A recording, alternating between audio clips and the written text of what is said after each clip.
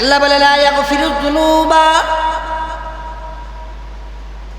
আল্লাহ বলে যখন আমি আল্লাহ তাআলার কাছে বান্দা মাফ চাবে, আমি রব বান্দাকে প্রতিশ্রুতি দিয়ে দিলাম শয়তান তোমাকে ডান পাশ দিকে ধোঁকা দিবে, বাম পাশ থেকে ধোঁকা দিবে।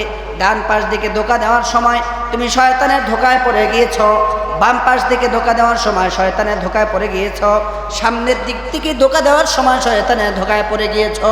সব ধোঁকাকে উপেক্ষা করে যখন শেষ রাত্রে আল্লাহ তাআলার কাছে ক্ষমা চাবে, আল্লাহ আসো কি কেউ আমার কাছে মাপ চাওয়ার জন্য? দুনিয়ার কোনো মাপ করেনেওয়ালা মানুষ, যারা শাসক করা, যারা বিচারক, যারা বিচার করে, মানুষগুলো মানুষের দোষ তালাশ করে কিভাবে তার শাস্তিগুলোকে আরো বেগমান করা যায়, তার শাস্তিকে কিভাবে আরো কঠোর করা যায়। কথা কয় না? দুনিয়ার বিচারক যারা বিচার করে, তারা মানুষের দোষ তালাশ করে তাকে কিভাবে আরো বেশি শাস্তি দেওয়া যায়।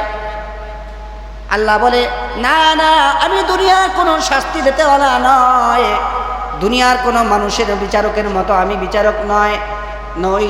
আমি আল্লাহ তাআলা মানুষকে তালাশ করি, আলা মিন মুস্তাগফিরিন ফাআগফিরা লাহু, আলা মিন মুস্তারজিকিন ফাআরযুকাহু, আলা মিন মুবতালান ফাআফিয়াহু, আলা কাযা হাত্তা ইতলা আল ফাজর। আল্লাহ নবী বলেন, আল্লাহ তাআলা বান্দা যখন আসমানের নিচে বসে জমিনের উপরে বসে গুনাহ করা শুরু করে দেয়, সব মানুষগুলো যখন তার থেকে চোখের আড়াল হয়ে যায়, অন্ধকারের মধ্যে যখন গুনাহ করে শুরু করে দেয়, আল্লাহ তাআলা বলেন ওই মুহূর্তেও আমি আল্লাহ তাআলা বান্দার জন্য ফেরেশতাদেরকে বলতে থাকি, ফেরেশতারা সাবধান সাবধান, এখনো গুনাহ লেখা শুরু করিস না। আমার বান্দা যখন শেষবারের মতো তওবা করবে, আমি আল্লাহ তাআলা ওর তামাম জীবনের সব গুনাহগুলোকে মাফ করে দিব।